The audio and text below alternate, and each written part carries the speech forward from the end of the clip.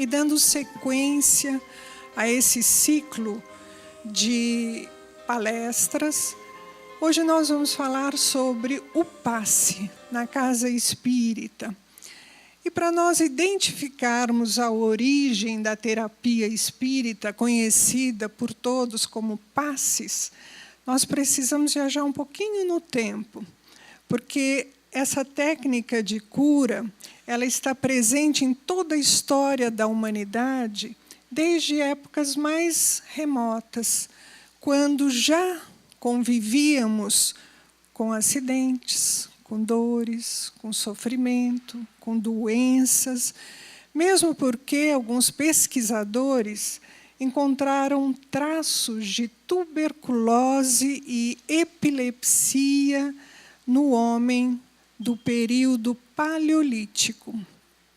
Herculano Pires, estudioso da doutrina dos espíritos, embora já desencarnado, ele nos deixou estudos sobre o passe, dizendo que é uma técnica que nasceu nas civilizações antigas como sendo um ritual, uma crença primitiva em que a agilidade das mãos poderia, de alguma forma, ajudar as pessoas. E isso nós fazemos no nosso dia a dia. Quando a gente está andando ali, arrumando uma cama e bate o dedinho naquele cantinho tão terrível, o que nós fazemos? Ou quando batemos o joelho na quina da mesa, ou o braço na fechadura da porta, o que nós fazemos? Imediatamente, nós usamos a fricção. Por quê? Porque ela simplesmente acalma a dor. Então, essa atitude de friccionar o lugar batido, de alguma forma, nos auxilia a suportar a dor. Além da fricção, além das mãos, naqueles tempos idos, eram muito utilizadas também as nossas boas e velhas bênçãos, que também, de alguma forma, eram precursoras dos passes. Quando um filho vai viajar, a gente fala o quê? Vai com Deus. Quando alguém, por algum motivo, vai passar por uma cirurgia, a gente fala, olha, não esqueça de fazer as orações para que Deus te ajude, Jesus te ampare. Então, essas bênçãos que nós hoje usamos e não sabemos nem porquê, também foram precursoras dos passes. E o homem primitivo, na realidade, ele não tinha ideia da teoria, como que acontecia, mas ele sabia que melhorava de alguma forma e instintivamente, através do aprendizado, através do hábito, da sua crença, ele tanto fazia com as mãos como ele desfazia com o poder da sua mão e acreditava. No Egito, uma multidão ia ao templo de Ísis, costumava fazer essa peregrinação para que os sacerdotes lhe impusessem as mãos. E dessa forma fizessem o quê? Aliviassem as suas dores, os seus sofrimentos. E isso foi comprovado de tal forma que os gregos que chegaram alguns séculos depois, acharam que essa técnica realmente resolvia e levaram para o seu dia a dia. Heródoto, o historiador, ele destaca em suas obras os inúmeros santuários que existiam naquela época para a realização de fricções magnéticas. E isso está, de alguma forma, demonstrado nos baixos relevos encontrados tanto na Caldeia quanto no Egito, em que a atitude dos sacerdotes e dos crentes sugerem a prática dessa terapia. Com o passar do tempo, nós vimos aparecer mágicos, bruxos, curandeiros, faquires e mesmo reis, como Olavo II, o rei da Noruega, que usavam o toque.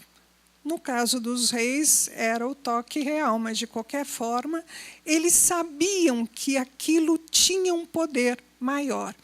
Por aí nós podemos perceber que a arte de curar, através da influência magnética, era uma prática extremamente usual e normal, desde os tempos antigos, mas especialmente na época de Jesus, quando os seus seguidores, incentivados pelo Mestre, exercitavam a técnica da cura fluídica através das mãos, como nós vemos Jesus fazendo nesse quadro. E no Novo Testamento, nós vamos encontrar o Mestre nas mais diversas situações. E numa delas, Jesus se aproxima, estende a mão, toca a criatura e diz: quero ser limpo. Ou seja, para que o doente ficasse limpo da lepra. Ou no caso do coxo, para que pudesse andar, ou ainda do cego, para que ele pudesse enxergar, ou ainda numa outra ocasião, quando uma mulher estava desesperada, acompanhando o funeral da sua filha, e isso chamou a atenção do Mestre, e ele se aproximou. Só que, ao ver o corpo, ele percebeu que a menina não estava morta, mas em catalepsia. Então, ele pediu para que retirassem todo aquele envoltório que normalmente envolvia a pessoa morta, e, dirigindo-se a ela, ele disse o quê? Alguém sabe? Talita, cumi, ou seja, levanta-te e anda. Até hoje, essa passagem nos impressiona, causa até espanto e admiração, porque a uma ordem do Mestre, a menina que era dada como morta, pranteada pelos familiares, pelos amigos, simplesmente se levanta. Todos esses fatos e muitos outros estão à nossa disposição e pertencem a um período anterior a Franz Anton Mesmer, nascido em 1733, na Áustria. Foi educado num colégio religioso, estudioso de filosofia, medicina, teologia, direito e astrologia. E ele pesquisou as curas magnéticas produzidas pelo astrônomo Maximiliano Hell, professor da Universidade de Viena, assim como os trabalhos de J.J. Gassner, que divulgavam uma série de técnicas relacionadas à utilização do magnetismo humano através, novamente, da imposição das mãos. Esses estudos levaram Mesmer a elaborar uma tese de doutorado, segundo a qual ele admitia a existência de uma força magnética que se manifestava através da atuação de um fluido universalmente distribuído e que se insinuava na substância dos nervos, dando ao corpo uma propriedade semelhante ao ímã, e que esse fluido, sob controle, poderia ser usado com finalidades terapêuticas. A gente pode bem imaginar a repercussão dessa novidade. No início, Mesmer foi extremamente hostilizado, mas, em função das curas, que eram muito grandes e não dava para dizer que não aconteciam, eram surpreendentes e vistas até como maravilhosas, essa afirmação transformou-se em estudo e discussão. E em vários países surgiram seguidores estudiosos de Mesmer, tentando entender o que era o magnetismo. E em Paris, essa tese também chamou a atenção de alguém, assim como as mesas girantes. E essa criatura maravilhosa é o professor Hippolyte Léon Denisard Rivail, conhecido entre nós por Kardec. Isso.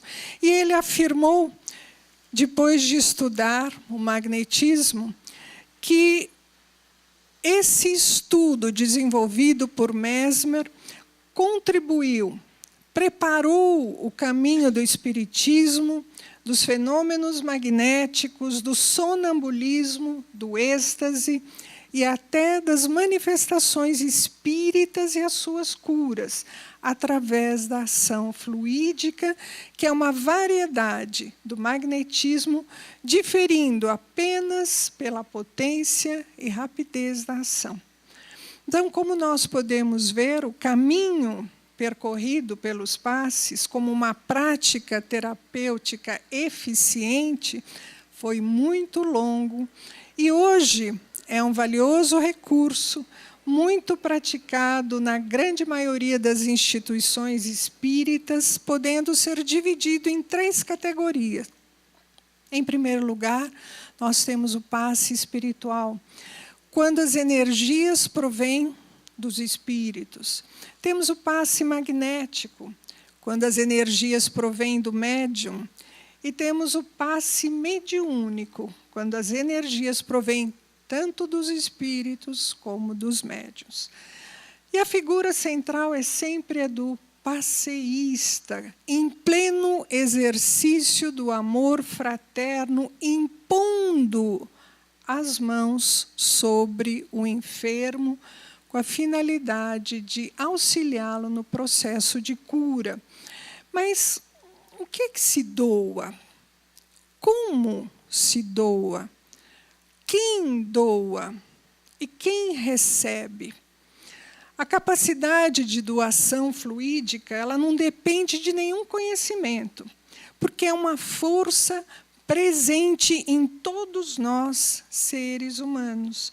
Mas nós não podemos negar que os estudos, o curso, as leituras, as instruções vão contribuir para a melhoria desse desempenho que o passeísta se coloca à disposição para transmitir alguma coisa para aquele necessitado, dando a ele maior segurança, maior confiança, mas principalmente se ele também tiver um grande amor e dedicação à sua tarefa.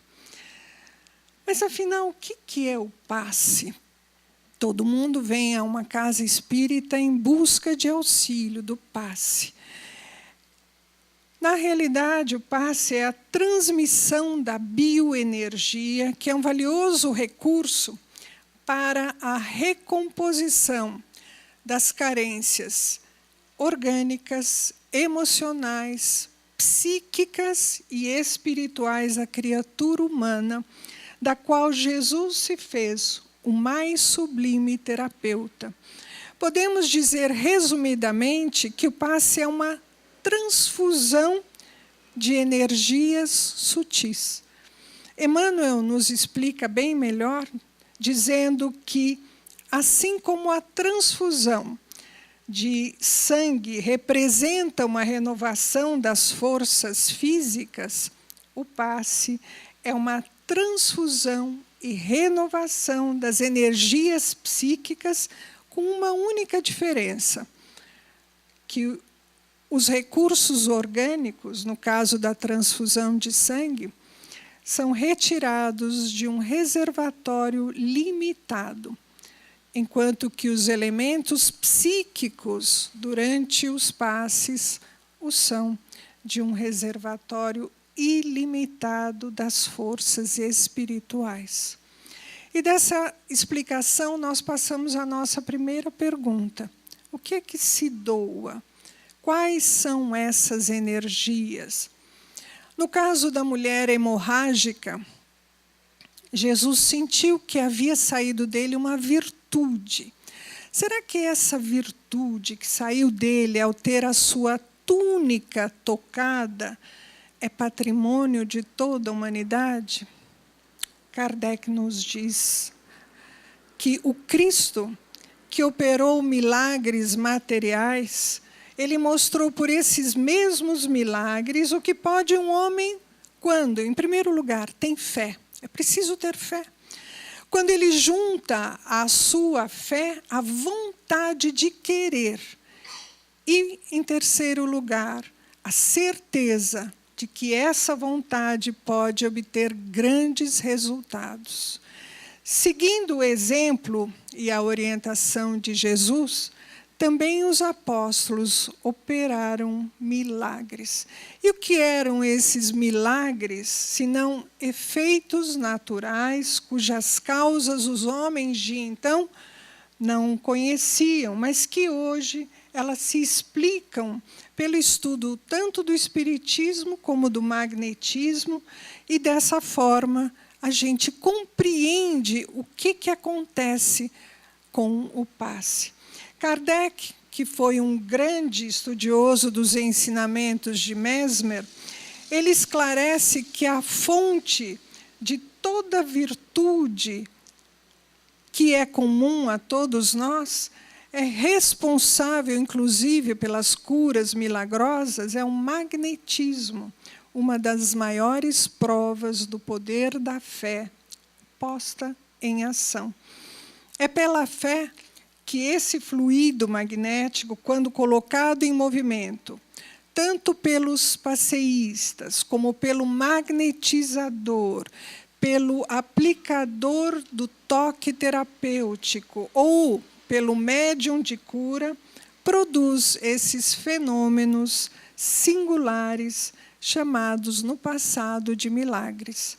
Esse fluido é uma força extremamente sutil, que também recebe o nome de fluido vital, e está presente em tudo e em todos, pois penetra todos os corpos vivos por onde ele circula, inclusive o nosso corpo físico, dando-nos uma maior vitalidade.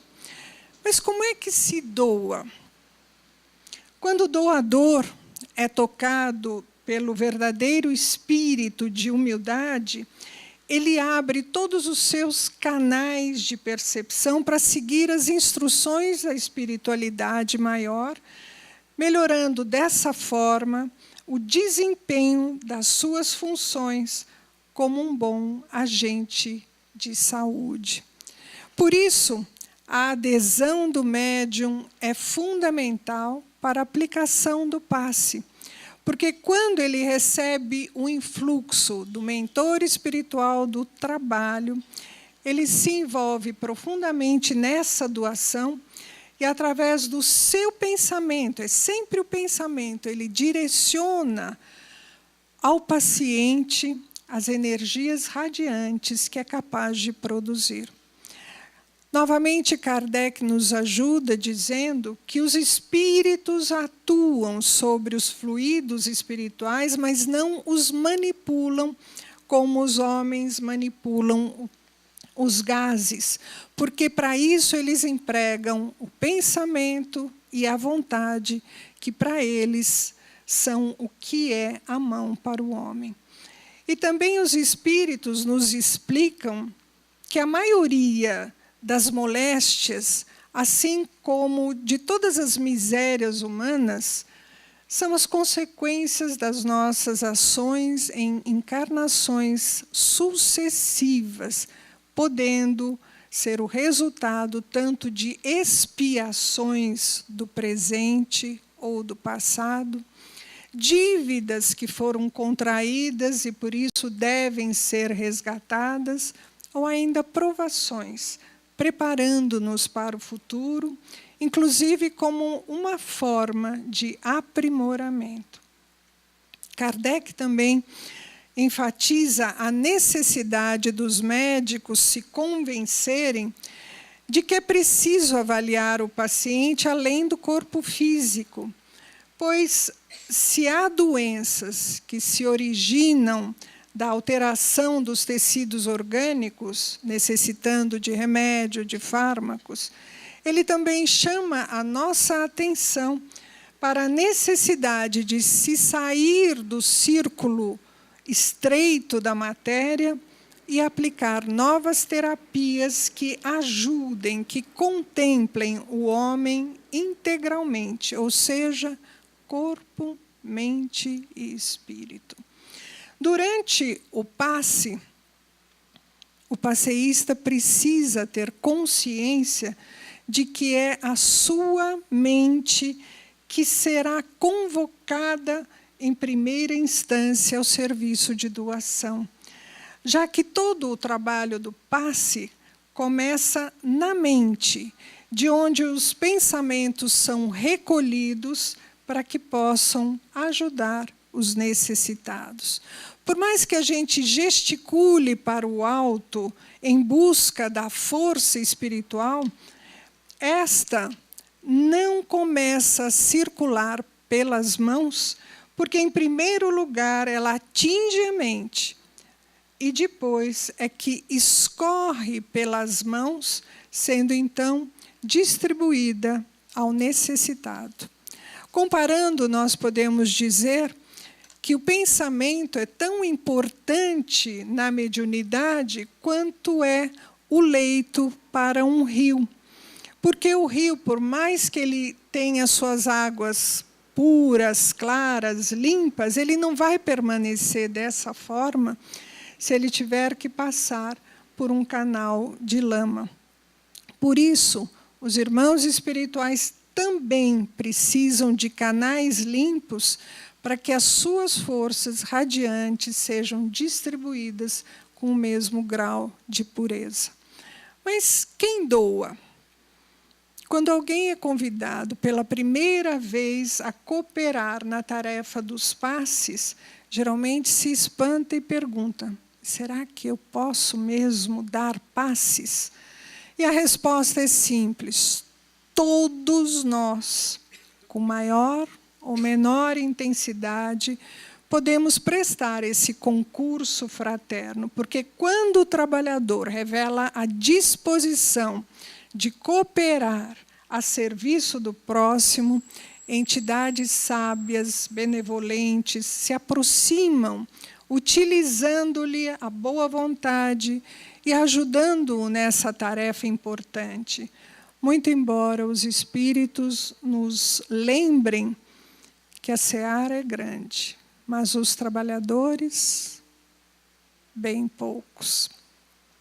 Dessa forma, quando o candidato ao trabalho não cria grandes expectativas quanto aos resultados dos passes, porque ele respeita a vontade superior, e mesmo assim ele se apresenta de boa vontade, os benfeitores espirituais permanecem juntos, sempre dispostos a orientá-lo. Por isso, a tarefa na casa espírita é um compromisso sagrado com os espíritos elevados que nos pedem exercício constante, assiduidade, boa vontade, responsabilidade, além do desprendimento e da dedicação, que são fundamentais para o incremento das forças radiantes, pois o servitor devotado sempre encontrará apoio da espiritualidade superior que o sustentará e o ajudará a ampliar essa sua doação. Mas e quem recebe? Nós temos a pessoa que doa e temos aquele que recebe. Geralmente a nossa atenção está toda focada no passeísta, mas nós precisamos compreender que não podemos perder de vista aquele que recebe, o receptor. A vontade, o preparo do passeísta são fundamentais para a emissão e qualidade do fluido magnético, que se sustentam pela fé e o desejo de fazer o bem. Porém, sem a adesão da vontade do paciente, todo esforço será praticamente inútil. Há pacientes que nada recebem, porque as irradiações magnéticas não penetram o seu corpo, pela total falta de confiança, pela falta de fé, sendo impossível, nessas condições, qualquer auxílio espiritual. E, novamente, André Luiz vem ao nosso socorro no livro Mecanismos da Mediunidade e nos diz que, estabelecido o clima de confiança, como acontece entre o doente e o seu médico favorito, também não é qualquer médico, cria-se uma ligação sutil entre o necessitado e o socorrista. E por esse elo de forças ainda imponderáveis no mundo, a esfera superior verte, doa, direciona o auxílio na medida dos créditos, tanto de um como de outro. Assim, quando o paciente assimila esses recursos vitais, retém esses benefícios fluídicos na corrente sanguínea, e quanto mais intensa for a sua fé, a sua adesão, maiores benefícios recolherá, porque a sua melhora se dará na medida em que aceita a intervenção espiritual, porque passa a centralizar as próprias radiações sobre as suas células, regulando-lhes o movimento, corrigindo as suas atividades e mantendo as suas manifestações dentro do equilíbrio e normas desejáveis. Uma vez estabelecida a recomposição, a harmonia orgânica possível voltará, assegurando à mente do paciente o governo do seu organismo de manifestação, o nosso corpo. Portanto, a adesão da vontade de quem recebe o passe é de crucial importância, tendo em vista que toda cura é, antes de tudo, uma autocura. André Luiz é bem claro quando ele nos diz que a vontade fortalecida no bem pode soerguer a vontade enfraquecida do outro, para que a vontade novamente ajustada à confiança magnetize naturalmente os milhões de agentes microscópicos a seu serviço, ou seja, as suas células, a fim de que o físico se recomponha para o equilíbrio indispensável. É dessa forma que todos nós podemos alterar o rumo do nosso próprio roteiro para melhor, porque o nosso destino não está traçado de forma definitiva. Tudo depende da fé de quem doa, mas também da fé de quem recebe.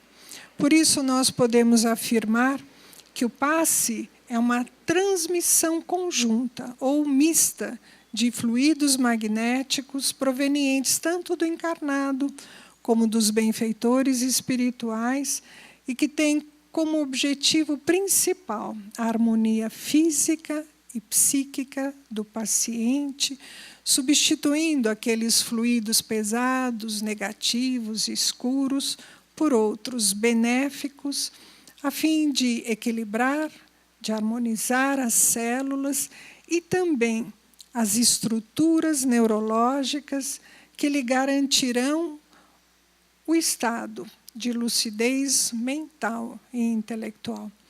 Nós precisamos lembrar que o passe não é transmitido unicamente através das mãos, mas é também pelo olhar, pelo sopro, e mesmo à distância, por intermédio das irradiações mentais. E todos nós aqui presentes podemos trabalhar constantemente no bem e para o bem, se quisermos. Por isso, e não por acaso, Jesus nos assegurou que se tivermos fé do tamanho de um grão de mostarda, poderemos transportar até as montanhas. Por isso, vamos adoçar o nosso olhar.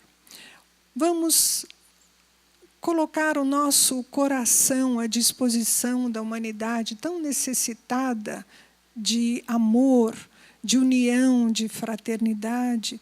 E vamos fazer a nossa parte, sabendo agora que todos nós podemos ser pequeninos pontos de luz, ajudando todos aqueles que caminham conosco, abrindo os nossos corações e manifestando aquele amor que nós já conquistamos e que está dentro de nós. Vamos nos ajudar.